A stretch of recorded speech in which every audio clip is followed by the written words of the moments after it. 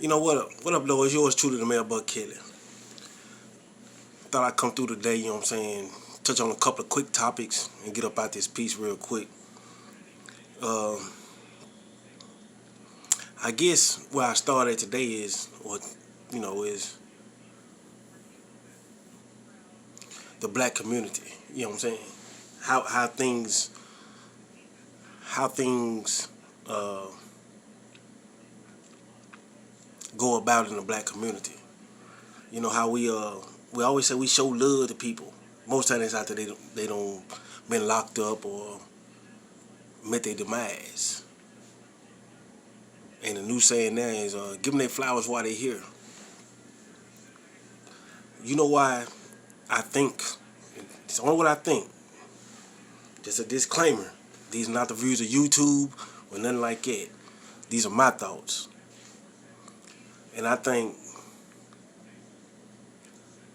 one, because there's several different reasons, and these are not in no particular order, but I think one, in the black community, if me and you, hypothetically speaking, were born on the same exact day at the same exact time, and at whatever age we are, and I start excelling, and you're maybe even in neutral or in part, then people feel like I should be either where he at or in front of them, even though the work ethic was different, even though the path is different. Kind of like going to jail. We can get locked up for the same thing, but everybody case different. So in life, it's the same exact way. Same exact way. Just because me and you were born the same day, same time, same hour, got the same job, and I'm able to do some things you're not, or vice versa. That don't mean that you should knock me. You should wish bad on me. But in the black community, anybody excelling, if you're not on their team in their circle, oh man, you free game. Ways to tear you down, stop you, make you do something to get you locked up, or maybe even kill you. And I wonder, I'm like, how do certain people become voices for the black people when the black people don't even have a legit stance on things they're against? I mean, we always say the same thing, police brutality, equal rights, such and so forth. But at the end of the day, all we do is voice our opinion. Just voice our opinion. Tell you how I feel. But then I look at the other man that's less melanated, and I'm like, that's what he do. He tell us how he feel and voice his opinion. But what he do that we don't do is take action. So we never take action. So not to lose you, going back to what I said from the get-go,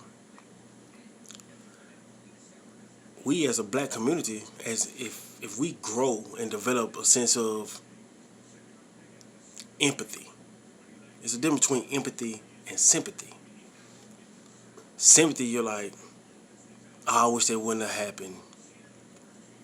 Empathy is more like you can feel their pain. You see what I'm talking about? Then we get empathy and say, well, this guy, this girl, she's doing whatever she do. She get on her feet and she's living the best she can live or he can live. We shouldn't find reasons to be mad at them, get to argue with them, and then want to kill them. Find reason to get mad at them, argue with them, and then try to take from them. Or not even know them, just know that they got something good going for themselves and taking from them. We can't help everybody. Me personally, I don't like when they say, if I can help one person, I've did my job. No, you haven't. No, you haven't. You help one person, you just gaining brownie points. Brownie points. I mean, look how many people you know And then look how many people that's strangers. And you think that you can just help one person and you cool and you solidify with it?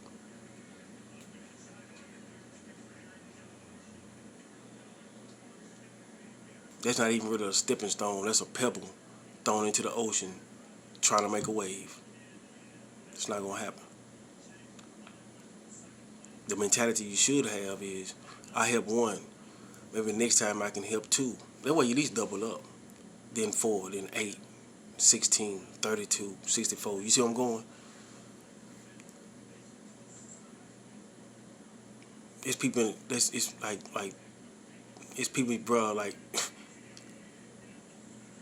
they just like major rich. Like Bezos, Trump, Gates, Buffett. But yeah, we still got people that's homeless,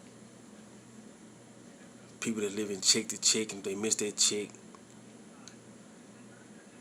their whole livelihood change.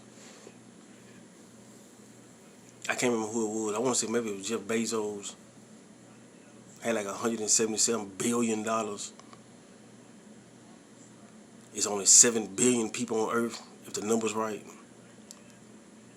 But he could give everybody $1 billion and still have over $100 billion. And we got people killing each other over $1,200 stimulus checks.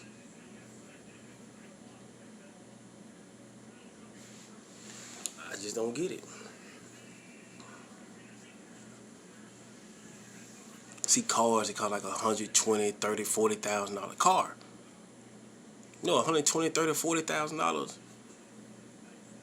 I could literally buy a home and have a couple of grand left, maybe $10,000, $20,000. 140,000, 120 cash on a house. I got $20,000 left. They got billions. They got cars that are equal to the value of a person working a whole year. You got people making $30,000 a year. You got a $140,000 car. Come on now. So me, being me, like I said, I don't have that if I can help one, I did a good job type attitude. But what I try to do is try to help groups of people. Keyword being groups. You know. So I'm from Nashville. I live in East Nashville. My name's John Kelly. My friends call me Buck. My alias is the Mayor Buck Kelly. So, you know, I try to join organizations, Nashville Defenders, trying to do court watch, trying to get certain things changed for the black community, free hearts, you know what I'm saying, for women that was incarcerated. But at the end of the day, I realized it's just like a bunch of gibberish. What can we do? We need a leader, a voice. But we don't trust our own kind. So whatever voice they try to lead us, if they melanated like us, we don't believe in them. It's a white man. They believe him. Everybody out here running and happy that Biden is the president. Like I said, I don't see a new president. I see a new white man telling us what to do.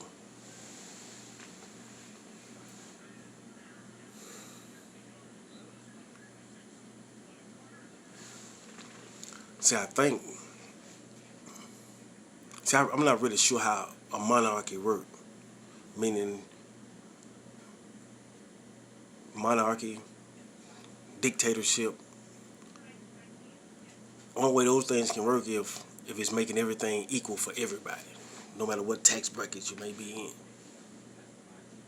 But we know the rich want to get richer, and we want the poor to be poorer, or even gone. That's where population control come in, which I'm kind of confused on that. Like I said, I'm just skipping around, just thinking out loud. But like population control, now you eliminate so many people because the rich want to be, you know, the top echelon, which they already are. they so power hungry and money hungry, they don't realize they already upper echelon. But that they make billionaires have millionaires work for them, and the millionaires have the upper thousandaires working for them. I mean, I don't get it. I know computers gonna take over a majority of jobs. You still need people to work on those computers and those machines that's doing the jobs now.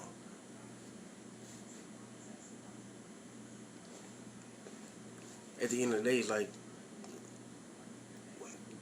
they know their plan sounds stupid, but they rather have their plan working and be stupid than to have people like you and I still around.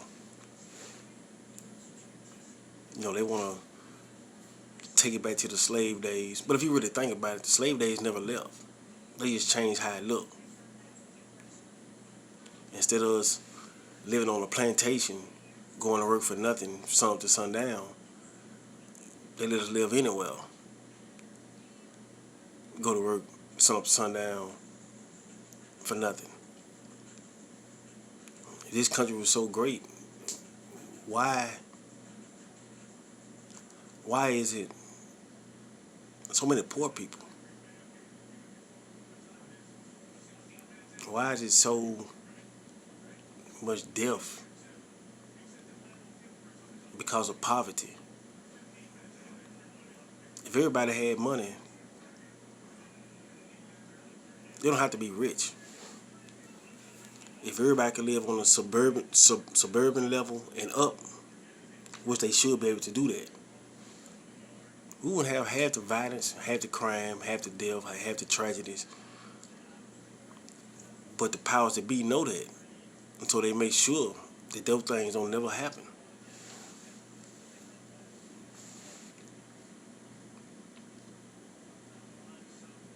It's amazing to have that much hate in your heart for a person you don't even know. You just know that they don't have as much money as you, and they skin darker.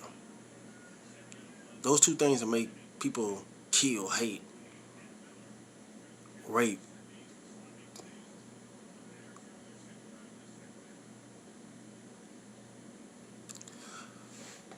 I don't know. You know, I got grandkids.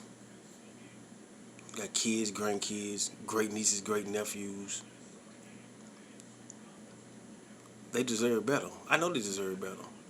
I mean, I made my mistakes as a youngster, and I'm not trying to minimize, but I know my mistakes wasn't that grave, because if they were, I would probably be in the grave or in the cell. You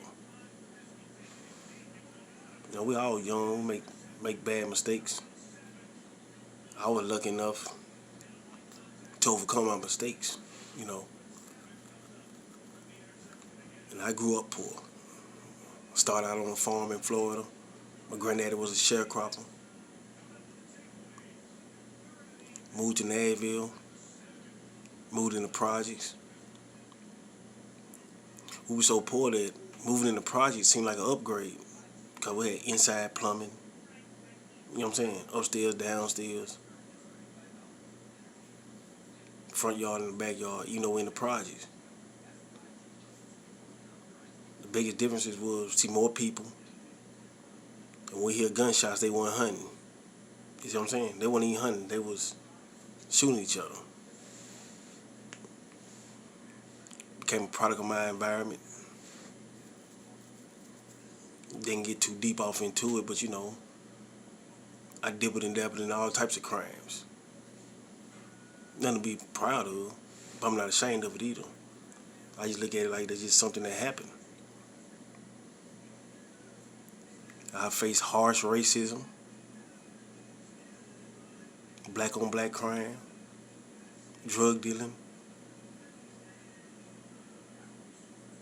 But I never felt like, yeah, that's me. I always felt like, nah, that ain't me. I shouldn't be doing shit like this. And some of the things I did multiple times, some things happened just once. Then, like I say, you know, I'm just here to try to make sure Not even my friends' kids don't go through it no more. It's like my friends' kids, their grandkids don't go through this shit. I got 7 grandkids. I got 6 kids.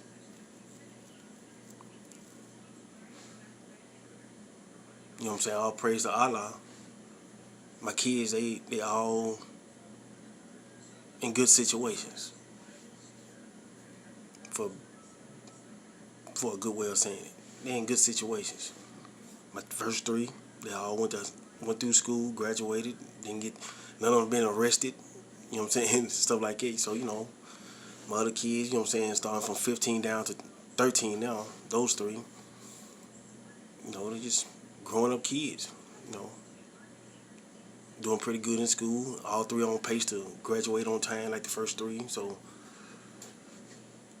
that's nothing I did. That's just something I was blessed with. And, the things I did,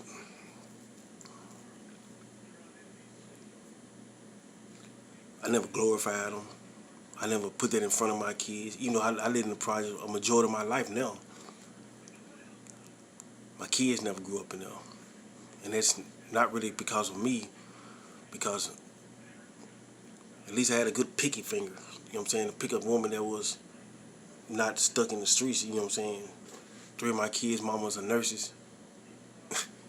Yeah, like real talk. 3 of them nurses. 1 of them work in the bank. 2 of them got decent jobs. I put it that way. So I didn't put them in a situation, if I would have kept doing foolish stuff, that they had a mama that wasn't mentally ready to take care of kids.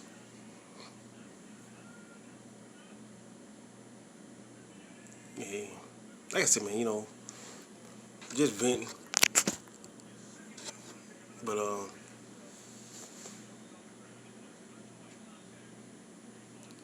just be safe out there, man. It's yours truly, the Mayor Buck Kitty, man. You know what I'm saying? 632. I'll make another one of these videos here soon. You know what I'm saying? Find out a good way to do it. I know it's kind of boring. No sound in the background, just me. A little mellowed out, I'll be honest with you. Like I said, I'm just thinking, just thinking. It's all good, though. But y'all be safe out there, man. Like I said, I'll make another one of these videos. Probably make one while I'm still here just chilling. So, y'all be safe. Remember, 632 is a lifestyle. You stay fresh, you stay fly, and you stay loyal. And you already a member. It's yours truly, the Mayor Buck Kitty. And I'm out this piece. I'm out.